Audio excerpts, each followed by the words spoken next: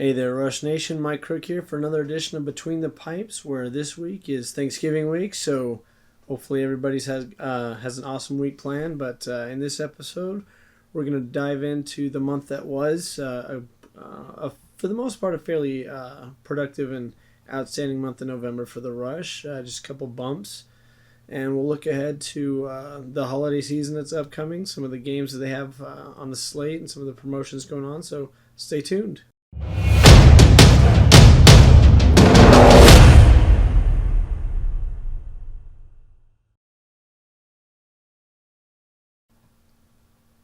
Hey there, Rush Nation. So yeah, welcome back, and depending on when you're watching this Thanksgiving edition of Between the Pipes, hopefully you have a happy Thanksgiving or had one, or if you're on the road or flying, safe travels.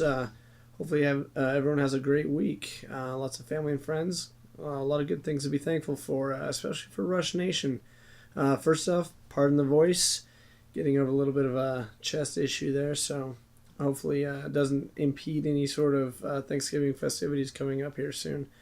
But as for the Rush, they've had for the most part, a very remarkable home stretch this month.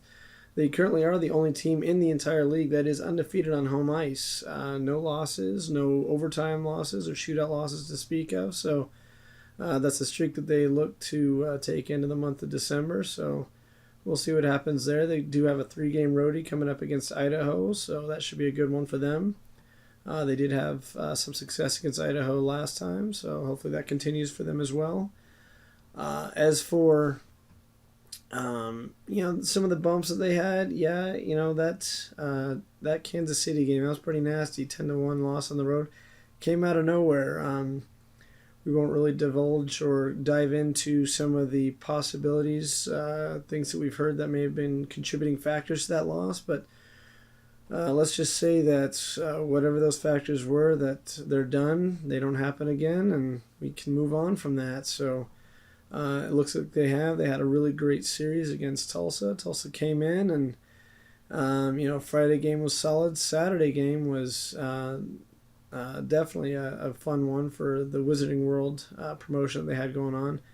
But man, that Friday night game, they were down 3-1, and in the third period, Tulsa came out and fired some pretty quick goals on them, and things were looking bleak, like that home win streak might come to an end that night. But it was a resounding rally, and the team pulled together, and they found the back of the net when needed.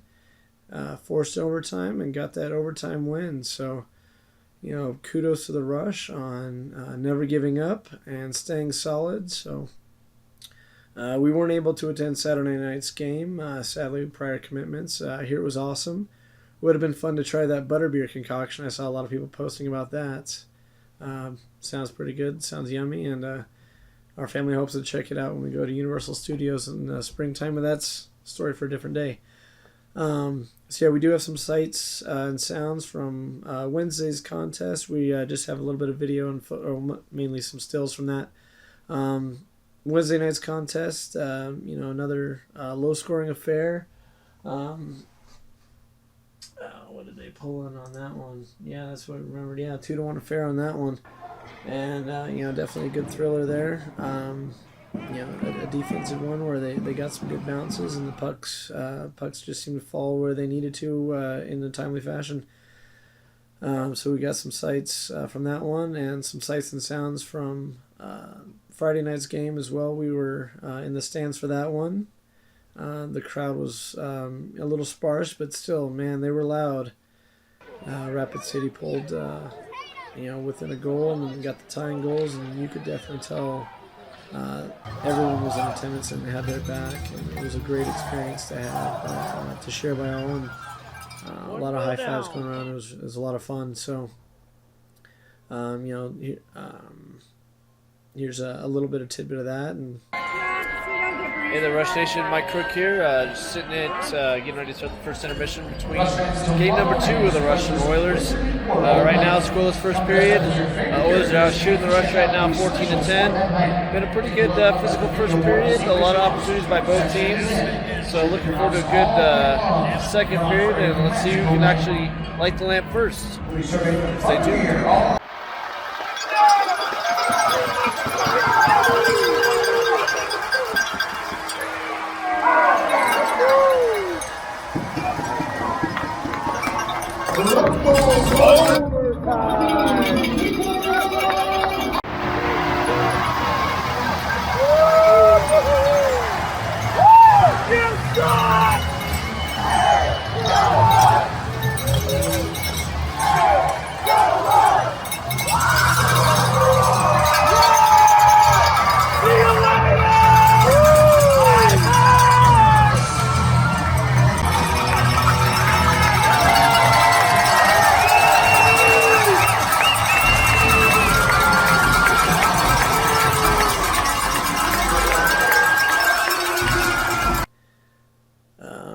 Sorry.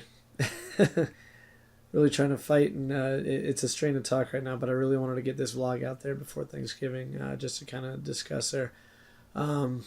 So heading into midweek and weekend contests right now, the Rush actually sit in second place in the Mountain Division, just 2 points behind the Allen Americans, and fourth place overall in the league, behind Allen and Reading and South Carolina, respectively. Technically, we are in a tie. The Rush are in a tie with South Carolina, point-wise, but South Carolina does have 4 games in hand on the Rush. So, coming into November, I don't even want to look at last year's schedule to see where we were at last year. I know that the Rush actually did start out really good last year, and they kind of hit that holiday slump. Sickness hit the locker room, guys weren't feeling well, and it was just a messy situation. They had a hard time getting any consistency going, always trying to find a healthy line to play with. But so far this year, things just seem to really be gelling. Top to bottom, this organization has really turned it around for the 2019 season, and it's great to go out to these games and see the crowds backing this team like they used to back in their heyday. And only good things to come, I'm sure. So we're looking forward to a stellar holiday season, and hopefully ending the 2019 calendar year on a huge high note as we flip the script and go into 2020, still right in the thick of it, not just in our own division, which no bragging rights intended or anything like that, but as it stands right now, the Kelly Cup is definitely going through the Mountain Division. I mean, the number of teams that are topping the league from this division right now is just phenomenal. It's definitely what I would say is the toughest division in the league right now, and I would probably argue with any other person out there that wants to say otherwise. So, lots of things for Rush Nation to be thankful for, anyone that follows this team. And I personally would just like to thank all of our followers, whether you're viewing this through the Free Sports Press channel or the Sin Bin channel. This vlog does go out to both streams.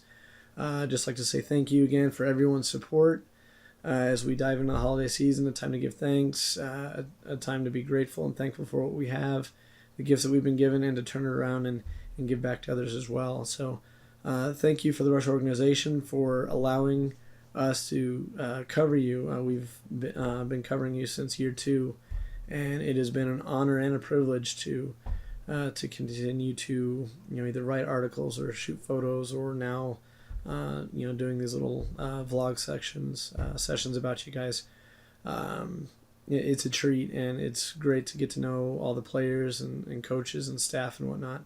So again, thank you for that continued support. Thank you for our followers, for sticking by and continuing to read the content and watch the content that we put out for you guys.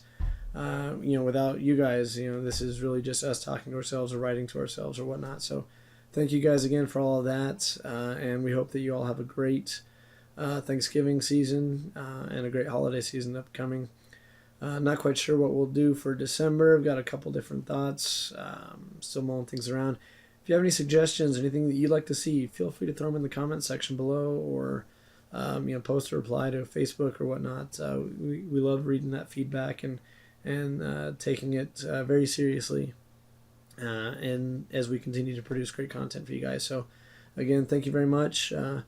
I'll leave you with a little bit more of those sights and sounds as promised. These are going to be some shots of the celebration and how Friday night's contest went down. So again, thank you very much, and hopefully everybody has a very safe and merry and happy Thanksgiving.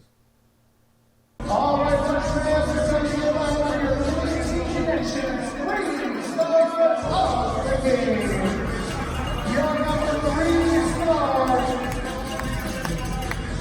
For the first time in the 15 years,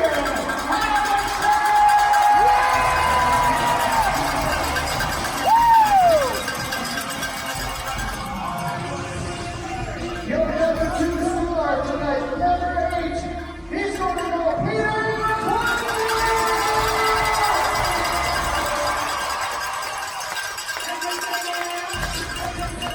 And to remain undefeated on home ice, your number 1 star tonight,